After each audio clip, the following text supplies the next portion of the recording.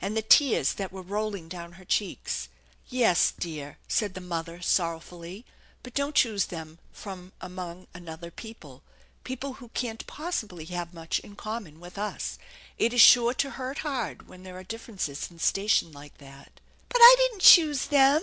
They chose us," declared Carol. " Elizabeth just went wild over us the first time she saw us, and her brother told Shirley he was glad, that it would do Elizabeth a lot of good to know us.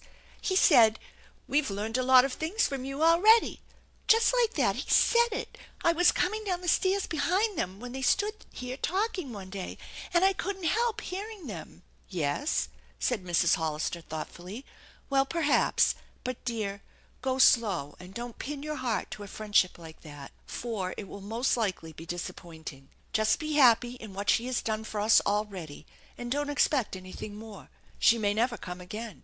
It may just have been a passing whim, and I don't want you to be always looking for her and always disappointed." " I shall not be disappointed, mamma," said Carol decidedly. " You'll see !" and her face brightened. Then, as if to make good her words, a big car came whirring up the road and stopped in front of the barn, and almost before she could get to the window to look out Carol heard Elizabeth's voice calling softly: " Carol! Carol! Are you there?" and she flung the door open and rushed into her new friend's arms. Graham came more slowly up the incline, smiling apologetically and hoping he didn't intrude, coming so soon. Carol led them over to the invalid and introduced her friend, and the young man came after them.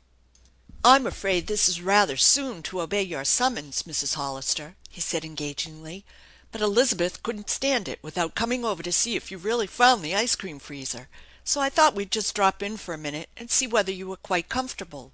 Somehow suddenly Mrs. Hollister's fears and conclusions concerning these two young people began to vanish, and in spite of her she felt just as Shirley had done, that they were genuine in their kindliness and friendship.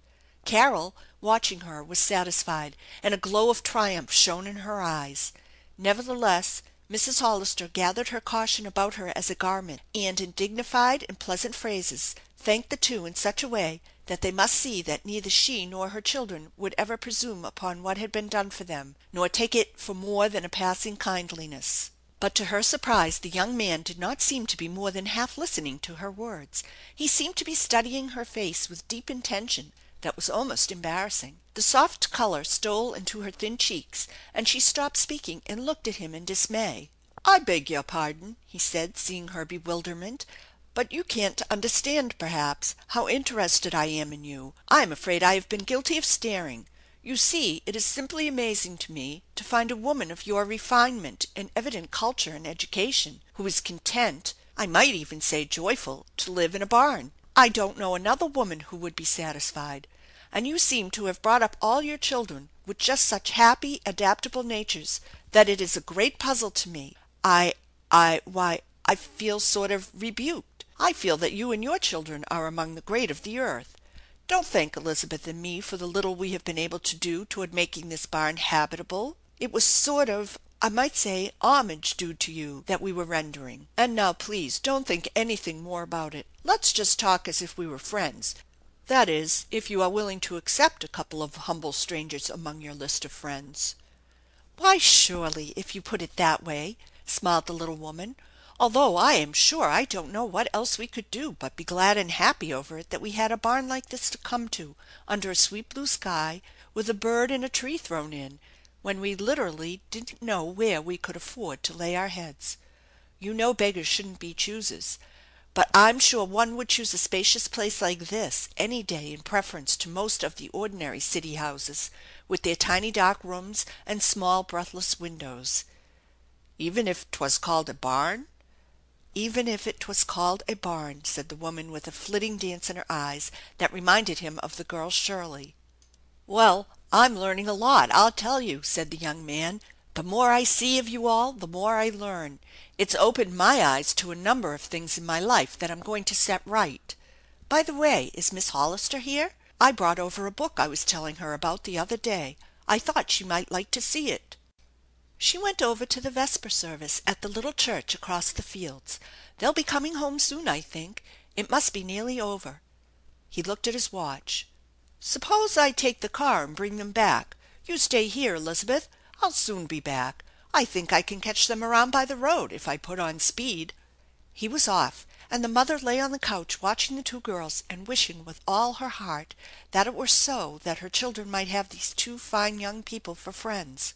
But of course such things could not very well be in this world of stern realities and multitudinous conventionalities. What, for instance, would be said in the social set to which the Grahams belonged if it were known that some of their intimate friends lived in a barn? No, such things did not happen even in books, and the mother lay still and sighed. She heard the chatter of the two girls. "You're coming home with me to stay over Sunday pretty soon. Sidney said he would fix it all up with your mother pretty soon. We'll sleep together and have the grandest times. Mother likes me to have friends stay with me, but most of the girls I know are off at boarding school now, and I'm dreadfully lonesome. We have tennis courts and golf links and a bowling alley. Do you play tennis? And we can go out in the car whenever we like. It's going to be grand. I'll show you my dog and my pony I used to ride. He's getting old now, and I'm too big for him, but I love him just the same. I have a saddle horse, but I don't ride much. I'd rather go motoring with Sid." And so she rattled on, and the mother sighed for her little girl who was being tempted by a new and beautiful world, and had not the wherewithal to enter it, even if it were possible for her to do so. Out in the sunset the car was speeding back again with the seats full, Doris chirping gleefully at the ride, for her fat legs had grown very weary with the long walk through the meadow, and Shirley had been almost sorry she had taken her along. The boys were shouting all sorts of questions about dogs and chickens and cars and a garden, and Graham was answering them all good humoredly, now and then turning around to throw back a pleasant sentence and a smile at the quiet girl with the happy eyes, sitting in the back seat with her arm around her little sister. There was nothing notable about the ride to remember. It was just one of those beautiful bits of pleasantness that fit into the mosaic of any growing friendship, a bit of color without which the whole is not perfect. Shirley's part in it was small. She said little and sat listening happily to the boys' conversation with Graham. She had settled it with her heart that morning that she and the young man on that front seat had nothing in future to do with each other, but it was pleasant to see him sitting there talking with her brothers. There was no reason why she should not be glad for that, and glad he was not a snob, for every time she looked on his clean, frank face and saw his nice gray eyes upon her, she was sure that he was not a snob. The guests stayed a little while after they all got back, and accepted quite as a matter of course the dainty little lunch that Carol and Elizabeth, slipping away unobserved, prepared and brought in on trays, some of the salad left from dinner, some round rolls that Shirley had brought out with her Saturday, cut in two and crisply toasted, cups of delicious cocoa, and little cakes. That was all, but it tasted fine, and the two self-invited guests enjoyed it hugely. Then they all ranged themselves around the piano and sang hymns, and it is safe to say that the guests, at least, had not spent as Sabbathy a Sabbath in all of their lives. Elizabeth was quite astonished when she suggested that they sing a popular song, to have Carol answer in a polite but gently reproving tone, "Oh, not today, you know." "Why not? Doesn't your mother like it?" whispered Elizabeth. "Why, we don't any of us usually sing things like that on Sunday, you know. It doesn't seem like Sunday. It doesn't seem quite respectful to God." Carol was terribly embarrassed and was struggling to make her idea plain. "Oh!" Elizabeth said, and stood looking wistfully, wonderingly at her friend, and finally stole out a soft hand and slipped it into Carol's, pressing her fingers as if to make her know she understood. Then they lifted up their voices again over the same hymn book.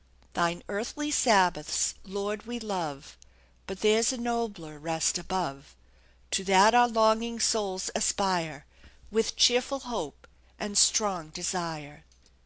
Graham looked about on the group as they sang, his own fine tenor joining in the words, his eyes lingering on the earnest face of his little sister as she stood arm in arm with the other girl, and was suddenly thrilled with the thought of what a Sabbath might be kept in this way. It had never appealed to him quite like that before. Sabbath keeping had seemed a dry, thankless task for a few fanatics. Now a new possibility loomed vaguely in his mind. He could see that people like this could really make the Sabbath something to love, not just a day to loll through and pass the time away. When they finally went away there was just a streak of